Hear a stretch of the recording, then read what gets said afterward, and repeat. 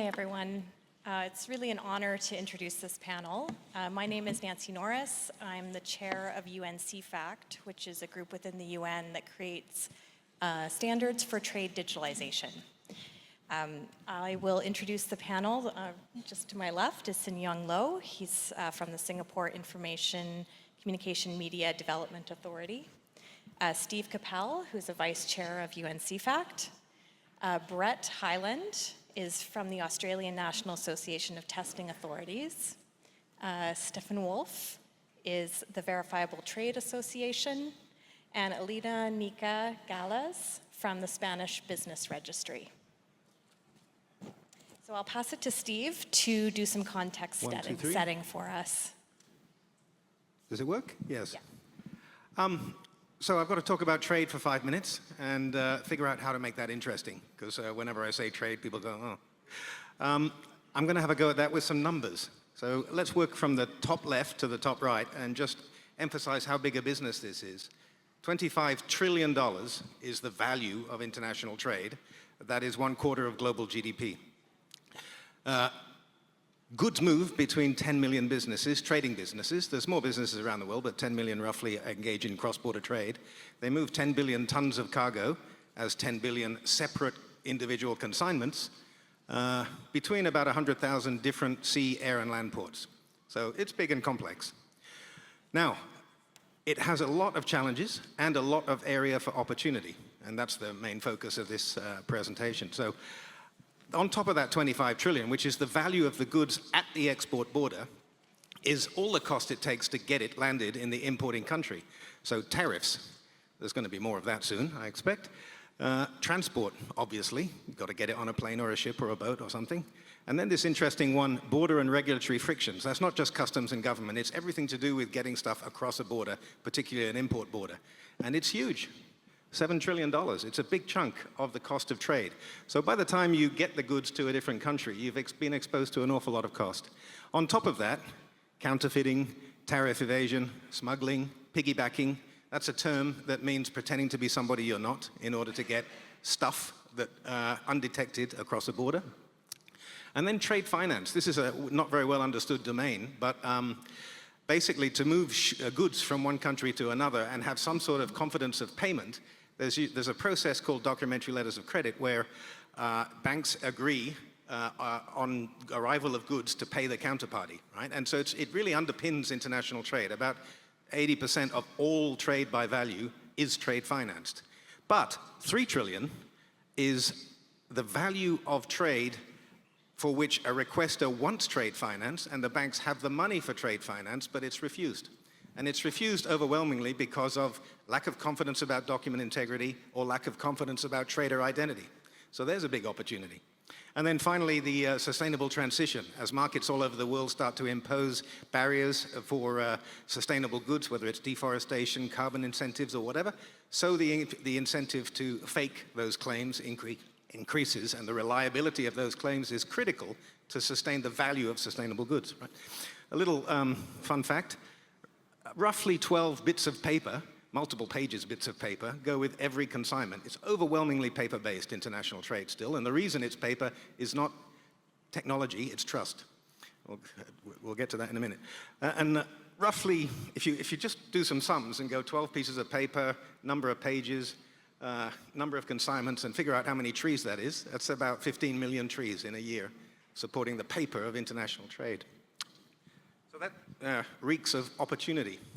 And so what I want to say is that if we can have cross-border, and by the way, this is obviously, I think, my belief, a poster child for cross-border interoperability. If there's any business domain that needs cross-border interoperability more than anything else, it must be cross-border trade. Right?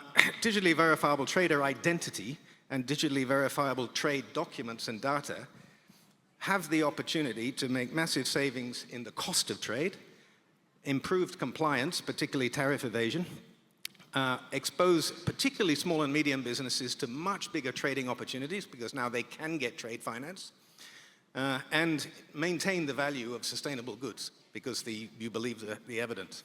So that's the opportunity, and we're going to have a lot more talk about this tomorrow from 2 p.m. in, which is it? Planet B, I think, so please join us. One last point I'd like to make is I didn't mention wallets anywhere there. And that's because I think international trade is genuinely a different architectural pattern. There is no issuer, wallet holder presentation because there are so many steps from, for example, a certificate of origin from an issuing country ending up with a regulator in the importing country. It can be 6 or 7 handoffs. So really, who is the holder? It's actually the inanimate object, which is the consignment. It's the box, right? And boxes don't do verifiable presentations. So this is, the architecture will use all the standards that you've been talking about, especially verifiable credentials and DIDs, but not so much wallets. It's a different mechanism to assure trust. We'll talk more about that tomorrow. In the meantime, I think have I done 5 minutes? Yep. Thanks, Steve. I will now pass to Yong and ask this question. So Singapore is a world leader in this space with SingPass and Trade Trust. What is your lived experience of the benefits that are achievable with digitalization of trade processes? Actually, the numbers are all there. If you look at the slide that Steve just shared, it's valued at about $35 trillion. And I'm sure everyone knows that Singapore relies heavily on trade. In fact, trade is our lifeblood. And if you Google around, you will notice that the value of Singapore's trade is actually 3 times of our GDP. And in fact, if you look at it, because of the lack of hinterland, lack of natural resources, we have been forced to invest heavily in digital trade infrastructure since the 1980s. And some of the notable development includes the implementation of first single window called TradeNet in 1989, and SingPass for our centralized digital identity for all our citizens, as well as Smart Asian Initiative in 2014, plus recently Trade Trust. And this morning, some of my ex-colleagues actually share what are we doing with wallets and identity verifiable credential. So, in fact, if you look at how our economy grew over the past 50 years, digitalization or digital infrastructure play a very important role in enabling a small country like Singapore to move in such a pace. Thanks, Yong. I'll pass to Alina now and ask, what is the Spanish Business Register doing to empower all businesses with digital verifiable identity? Thank you very much, Nancy. Good afternoon, everybody. My name is Alina Nica. I'm here today on behalf of the Public Corporation of Land and Business Registers from Spain. And it's true that so far we were talking about digital passports, about credential, identifiers, but I'm afraid we did not talk so much about trust. And at the end of the day, I believe that trust is trust. And trust is given by the public competent authority, not necessarily by the digitalization process or by the credentials that have been, or identifiers that have been issued. So if a registry system is weak by the fact that we digitalize it or we issue credentials, we not make it stronger. As a land and business register, I think that to grant trust, in the first place, we are in charge of the legality check, and we make sure that the deed registered fulfills the legal frame and the requirements that has to. And secondly, we consider the effects toward third parties, so it has to produce certain effects. Having this said, and regarding your question, last year, in May 2024, the Spanish Public Corporation of Land and Business Register has completed the digitalization process. And we do have identifiers for land and property, and as well for businesses and for movable or asset register. Nevertheless, it's true that we have our national identifiers. We do have European unique identifiers. We do have other identifiers like VLI. But on the other hand, it's true that we are now, in order to empower all businesses, we participate in a project, we will talk about it tomorrow, Global Trust Registry, that aims on one hand to create a global trust register, and on the other hand, which is a list of a register of registers, and on the other hand, we are going to create the digital identity anchor, which is a global identifier that applies in the field of business registers as well as asset or movable property register. And I would also like to highlight that, for example, many of my colleagues were wondering, are we going to destroy our existing infrastructure or system? What is going to happen with our identifiers? Because we already have national identifiers. And the main idea that we have to consider is, the answer is no, we can build upon existing identifiers, such as, for example, our national identifier is called ayra. We can build on this identifier because in our case, for instance, this identifier is not cryptographically verifiable and it does not apply globally. It only applies in the field of business registers. So, once again, to answer to Nancy's question, we are going to participate and co-lead this project together with John Phillips and coordinated by Steve, which is here with us today. And this is, I think, an important step to improve our existing system and infrastructure. And we will explain more about the project tomorrow. Thank you very much. Great. Thanks, Alina. So what I'm hearing so far from Yong is that there is an imperative for Singapore as a trading nation to try and realize some of the benefits of digitalization and trust technology. And then from Alina, that a Spanish business registry is seeing the benefit of the use of trust technology for expressing the pre-existing authority that a government has to register and make a statement about a particular business and its jurisdiction. So moving on to Stephan, digitalization of cross-border trade isn't a new idea. What's special about the decentralized verifiable credential model that opens new doors? Yeah, thank you for the question. I am the chair of the Verifiable.Trade Foundation, but I'm at the same time chair of the industry advisory group to the International Chamber of Commerce Digital Standards Initiative, which is sponsored by Asian Development Bank, Enterprise Singapore, WTO, WCO, and ICC. And there, for the last 3 years, we have been trying to help the industry with the transformation of their business away from paper to more digital. And digital doesn't mean more computers. We all have computers. Digital means that you change your workflows, you go to machine-readable data, interpretation of this data, and so on and so forth. We figured that in total, there are like 36 different types of documents in trade. It's not that much, really. And when you go deeper, then you'll find that you have 200 or maybe 250 data points within those documents. But these data points are spread across these documents. The name of the recipient of a cargo is the same on this document and the same on that document. So you have some kind of integrity questions around documents. When you try to digitalize that,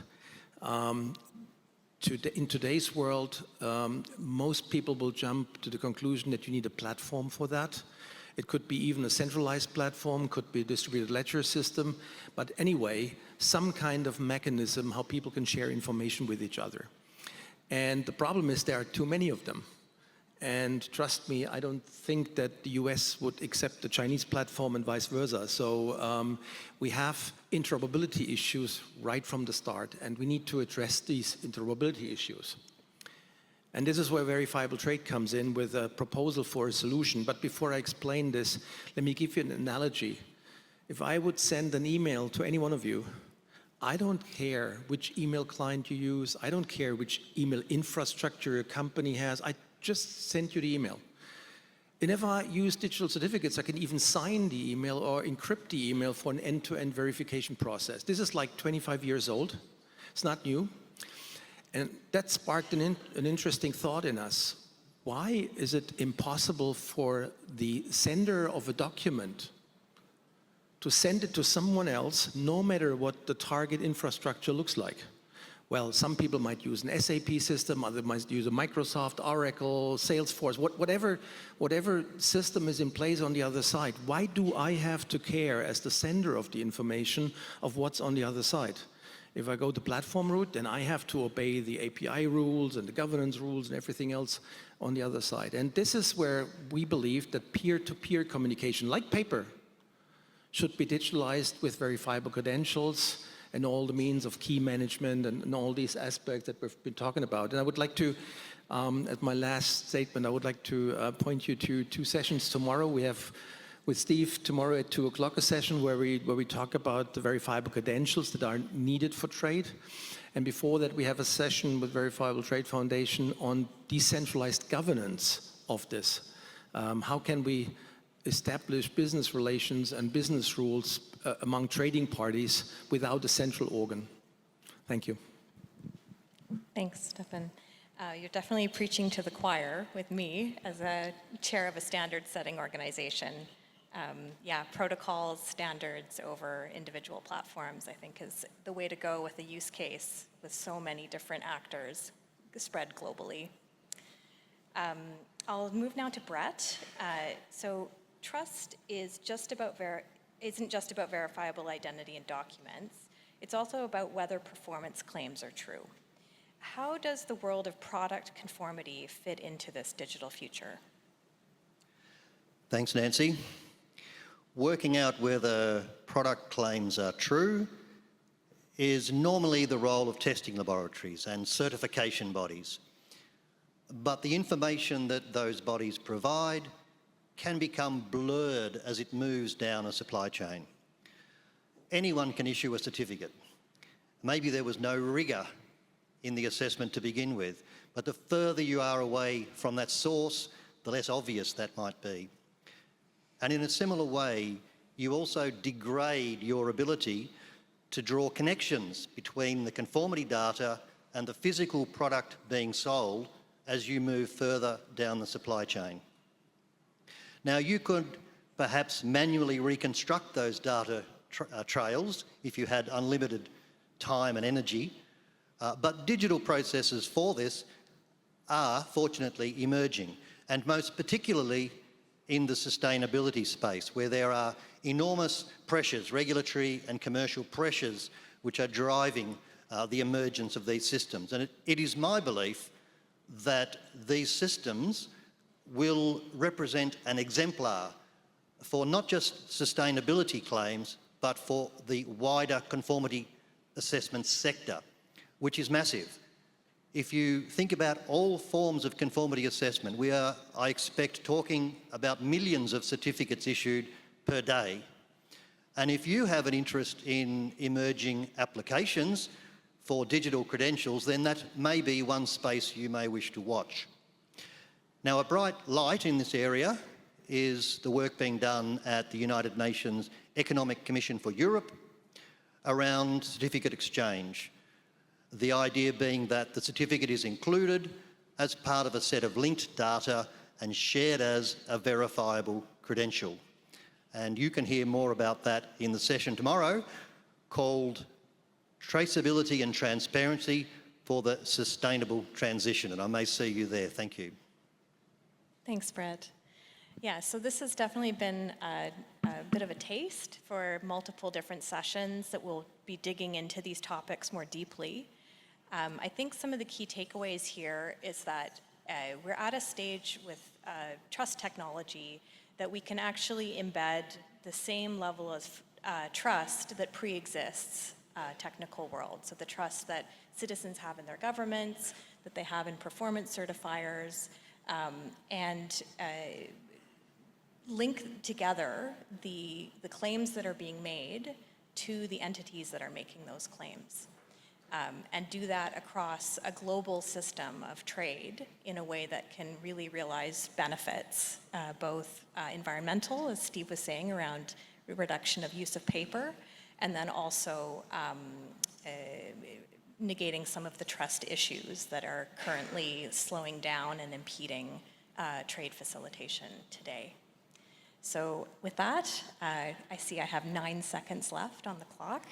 We've managed to go within our timeline, and we can wrap it there. So thank you very much.